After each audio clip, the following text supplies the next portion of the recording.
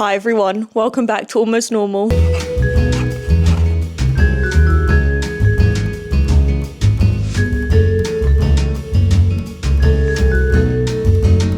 I've literally had the worst anxiety I've had for such a long time, and I've had it now for about 3 weeks, which is like just such a long stretch of time for me to feel so intensely anxious, and it is horrendous. It has been horrendous. I don't really know how else to describe it. I did not want to do a podcast. I don't want to do anything. I don't want to go to school.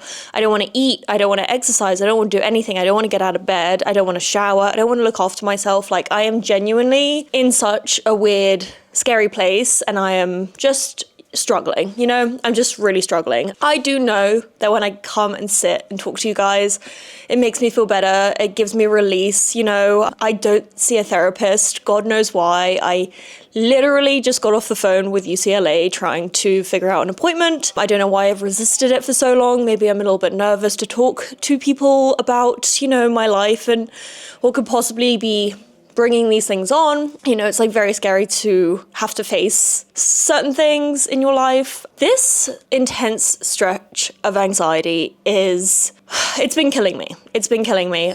I'm at this point where it's not getting any worse. It might even be getting a little bit better. Like, it might be getting a bit better. However, because it's been going on for so long, I'm at that point where I'm just pissed, I'm just pissed off all the time. I'm bitchy, I'm mean. I am so obsessed with thinking about myself, but I'm also so tired of it. What if I do that and that happens? What if I do this and that happens? What if, because I did that, that's gonna happen? What if this is gonna happen to me? Or I did that, so I'm gonna have to face that consequence. Okay, but then if I face that consequence, I'm gonna have to think about that thing, and then that thing, and then that thing, and then that thing, and then it's like nonstop.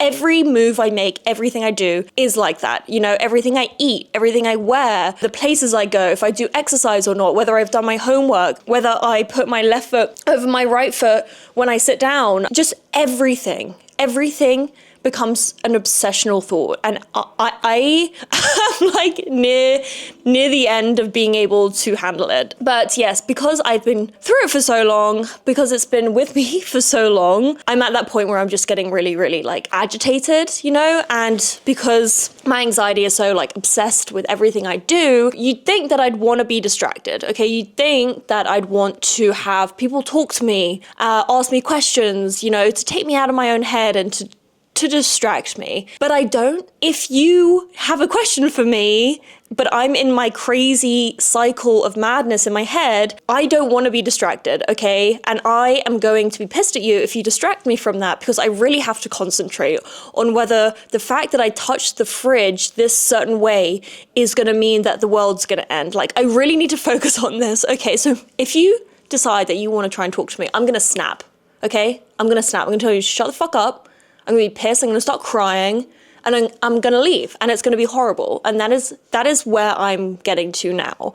And before I was medicated, felt like this all the time, and I don't know how I fucking did it. I do not know how I did it. What I do know is that one of the big reasons I decided to take action and see a psychiatrist, don't know why I didn't see a therapist. I think I had seen a therapist before, and her alone without any medication just wasn't enough for me. And so in my head, I'm like, therapy isn't gonna work for me. I definitely think I need therapy along with the medication. But anyway, I know that the reason I took action in the first place and was like, I need to help myself medically, was because I was becoming this person that I fucking hated. I hated myself because I was so mean to everyone.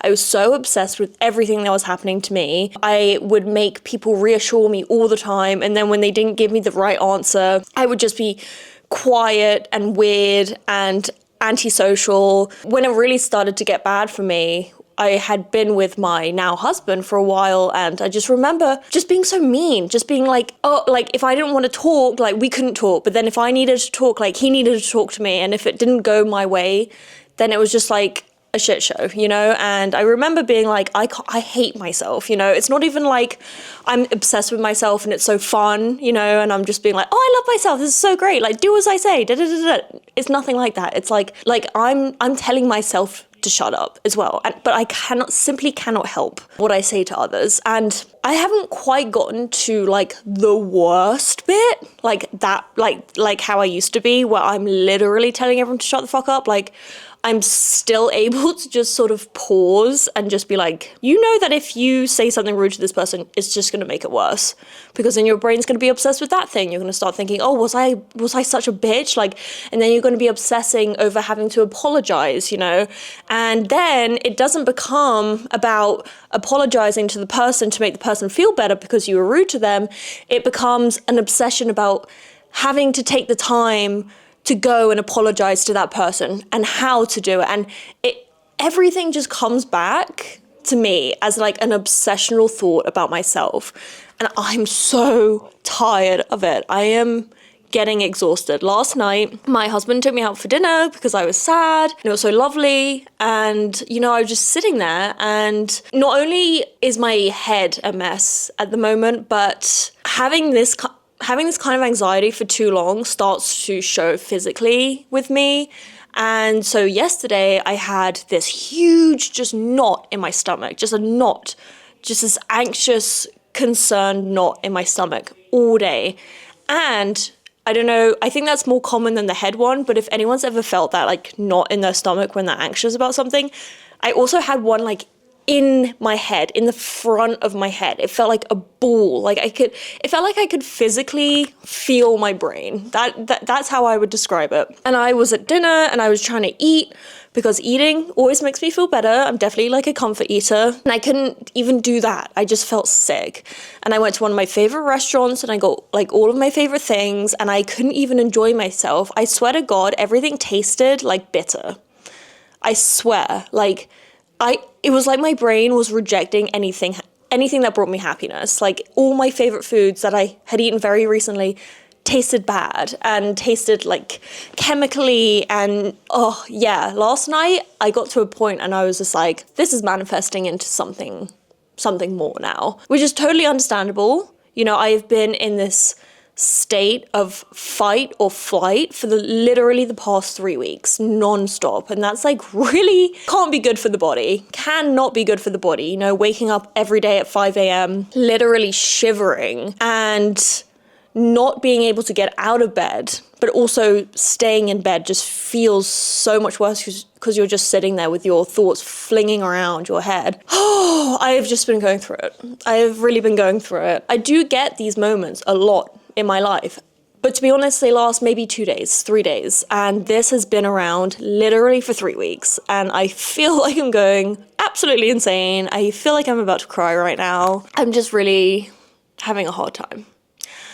And I don't know why, and I don't know what's going on with me, and the things I love about myself, that I'm like always upbeat and kind of funny, and you know, even in dark times, like I can make myself laugh, which I just think is a great you know, characteristic of mine. And I don't feel like that right now, you know, and I feel very much like not myself. And I hate it. I hate it. Everything I do, I second guess. Everything I do, I question. Oh, you shouldn't have eaten that. Oh, you're gonna gain a little weight. Oh, maybe you shouldn't wear that. It's a little provocative. What if something happens when you go out? Oh, did you exercise? Oh, no, you can't exercise. Oh, but what if you go out and then something else triggers you? Maybe you shouldn't go to the exercise class. Like, it's been like that forever. Not forever, for the past 3 weeks. I don't know, is it maybe like the change in seasons? I'm so LA now, like, when I first moved here, all of that sort of stuff about like the moon being in a certain position and like my Aries rising and stuff like that, I was like, what is everyone talking about? And now I'm like, maybe I'm super anxious because like the seasons are changing, which could, you know, I don't know. And I know, why the fuck am I drinking Alani Nu when I'm so anxious? But like when I get tired, I get more anxious. I can't win. I literally cannot win. I'm just trying, you know, we're just trying to survive. And you know what? I think that we feel like we need to be thriving all the time. I feel like we see on the internet people thriving all the time. People aren't thriving all the time. Sometimes it's literally just about getting up and getting out of bed and like possibly having a shower. If you can't manage that, totally fine. In these states, I rarely wash myself. And to be honest, I couldn't care less what anyone thought about that. My body sometimes, and my mind sometimes finds it so hard to live on this planet that even surviving should be something to be proud of. Just surviving. And I think this crazy pressure to be thriving all the time is literally just adding on to this madness, and it's like not letting me let it go. It's always hard to pinpoint exactly when these bouts of anxiety come about. But I have a couple theories. So 3 weeks ago, I started to wake up really early in the morning with these really painful, I would describe them as like period pains to anyone that's ever had a period before. Like I would describe it to you as like a really intense period pain. And this kept happening consecutive mornings. I would wake up at like 5 a.m. with these horrible pains. I'd have to get up, I'd have to walk around, take a Tylenol, sit on the loo for a while, research on WebMD, like what the fuck was wrong with me. I would literally have to like sway my body side to side like a pregnant woman about to give birth. And then on like the 5th day of this happening, I was like, Jesus Christ. And I like sent my ass to urgent care, which I have never done. I've never sent myself to urgent care before, you know? I don't have a doctor. I just sent myself to urgent care. I didn't know what to do. I get to urgent care. When I got back into the doctor's office, the woman came in, the doctor. She was like, hey, what are your symptoms? What's going on with you? And I was like, telling her everything that's happening. She just looked at me like bewildered. She was like, I literally have no idea what that could be. She was like, okay, I'm going to send you for an ultrasound. And I was like, okay, great. Let's do that. And so I got an appointment with an ultrasound like a week later. I think I saw them Friday, and then I think I got an ultrasound appointment like the Wednesday after, which is the middle of my spring break, by the way.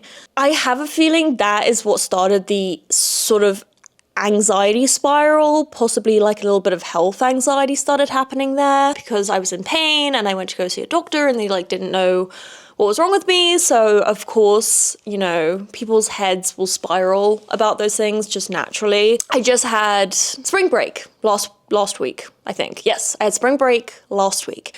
And, you know, spring break is meant to be one of those times where, you know, you go on holiday, maybe you go to Florida, get your titties out on the beach, you know, have a pina colada, or maybe you go on a girls' trip to a cabin in the woods somewhere like up North California, or maybe you just like relax.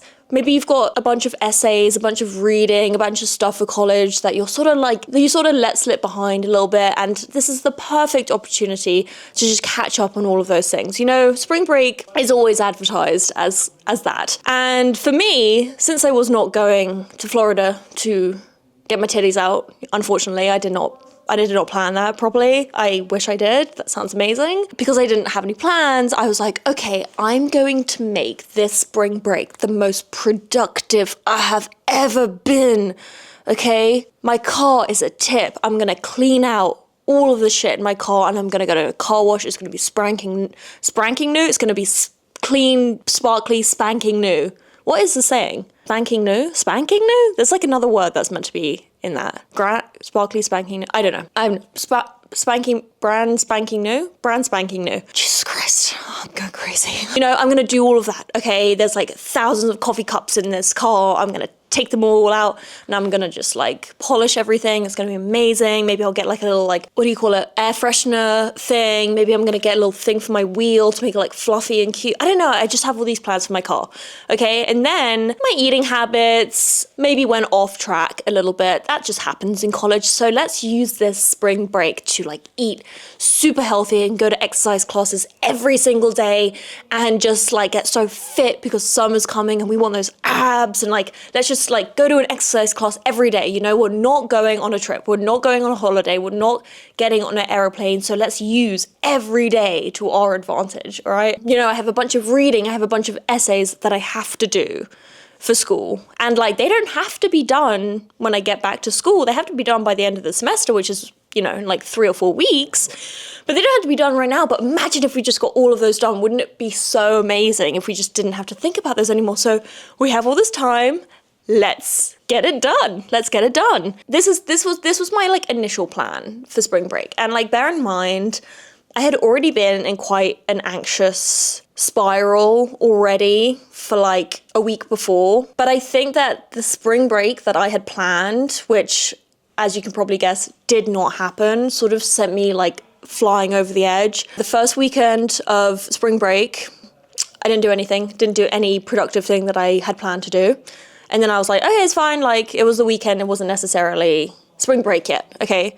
Monday comes along, don't do anything, because I'm already getting like fizzy. I'm getting agitated. The anxiety is already there, but it's growing because each day I've like let myself down or whatever. If you're listening to this on like Apple Podcasts, I did air quotations, by the way, when I said that. Spring break came and went, and I didn't do any of the stuff that I had done. And by the end of spring break was when I cracked, like fully cracked. My anxiety is odd because I don't know how to explain it, but let's say I am actually anxious about some health situation, okay? My brain can't really remember to remind myself that that's what I'm anxious about.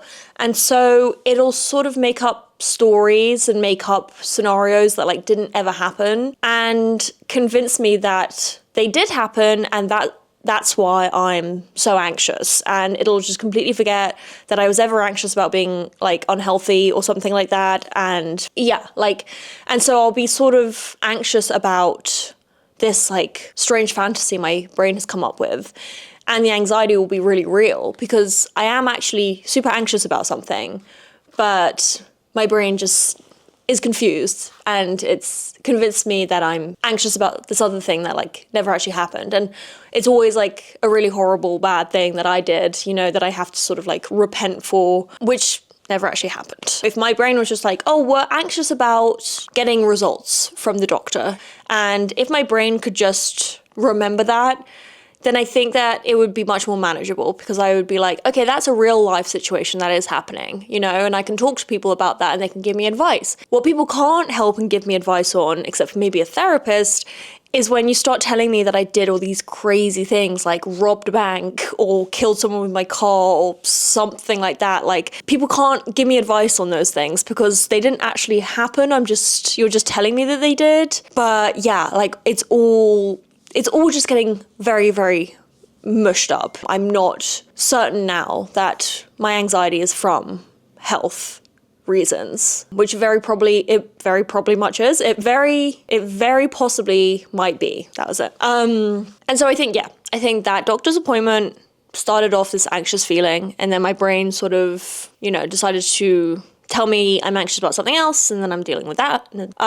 Then it was my spring break. And again, I had put all these plans into my spring break, and I'm already a little bit anxious, but maybe my anxiety is making me really desperate to like utilize this spring break, because if I like put all this effort in and put all this work in and like improve myself as a human being, then maybe like my anxiety will go away a little bit, which is a terrible idea because I ended up not being productive at all because I had like set all these standards for myself and set all these expectations for myself of the spring break. I was like immediately disappointed in myself, and immediately the anxiety started to grow and grow and grow. And then on Wednesday, I'm pretty high up there.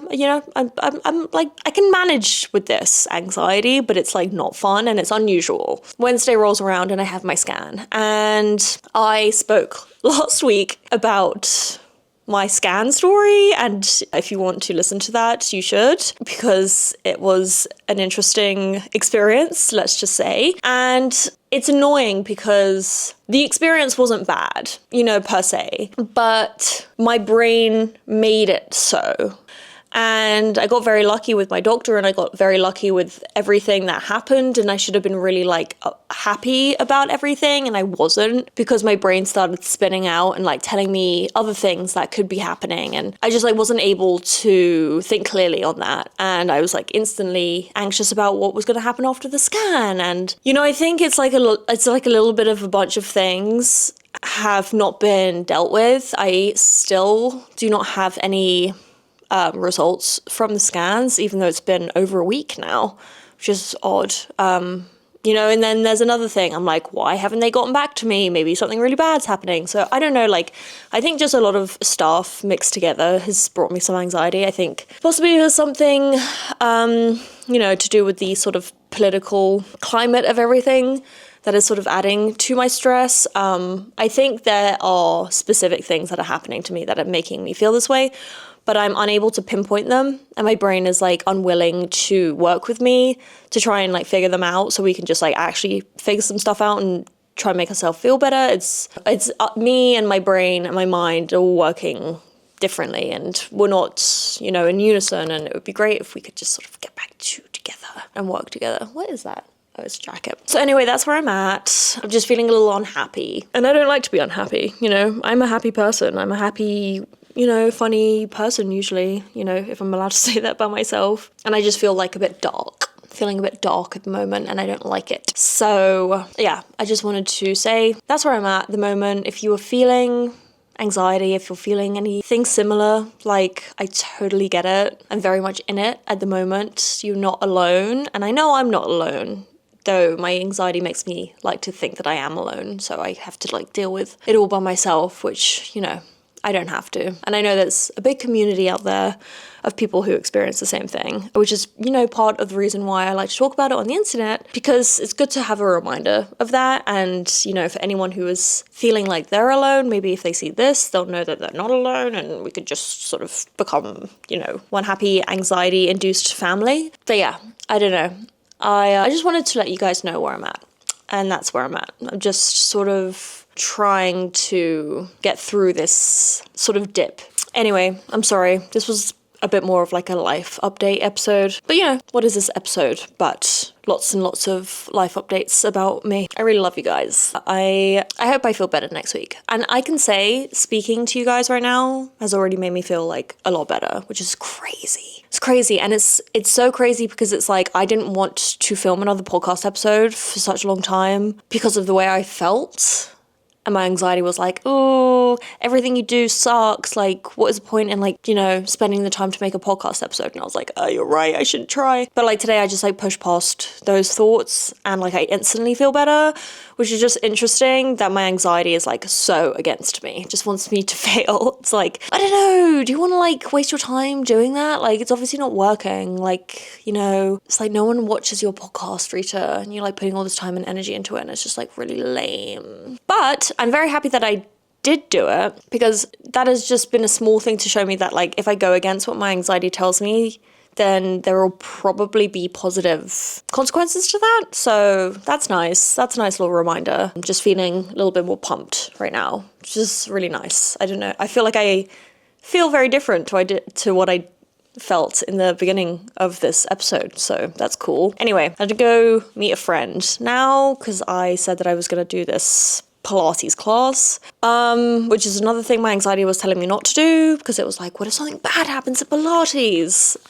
One little piece of advice that I can give is, if you're feeling anxious, the more you let your anxiety rule the show, the worse it's going to get, because your anxiety is going to make you afraid of everything, and then you're not really going to be able to do anything. And I have literally felt for the past week like an actual hermit. Like, I have not wanted to leave my house because it just felt easier not to leave the house. So I didn't find myself triggered by a lot, even though I was triggered in the house anyway, so it made no difference. But I've just sort of been forcing myself to like go and do stuff, and it has like definitely sort of started to get me back on like a flow of things. And so if you feel the strength, because I know it's so hard to do the opposite or do like something that your anxiety is telling you not to do, then it might help. I cannot say it will definitely help because I am not a professional, but your anxiety wants you to be small, but your big and strong, and it wants you to feel small and weak, but you're not, you know, and it will convince you that you're small and weak, and you'll start to listen to it because you'll think, oh, maybe it's right,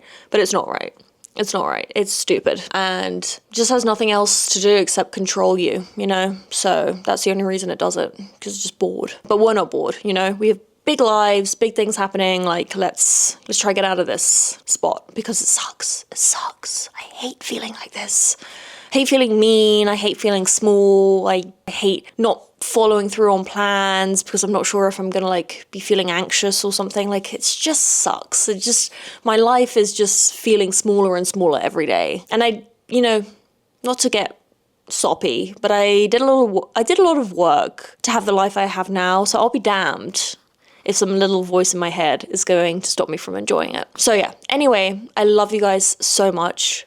Hopefully I will feel better next week. We can talk about something a bit more fun, but I just thought I should give you a little bit of an update on how I'm feeling. You know, it's not always sunshine and roses, and I know that. And if you're feeling anxious, I love you. You're not alone. It's gonna be fine. Like, we're gonna get through this together. All things pass. So, all right. Mwah. I love you guys so much. Thank you for listening to me. I feel at least 20% better, which is a lot. I love you guys. And I will see you next time. Also, if you haven't subscribed, please make sure you do. It's super helpful to me, and you can see every time I post anything. So yeah. All right. I love you. I'll see you next time. Okay. Bye. Bye, bye, bye.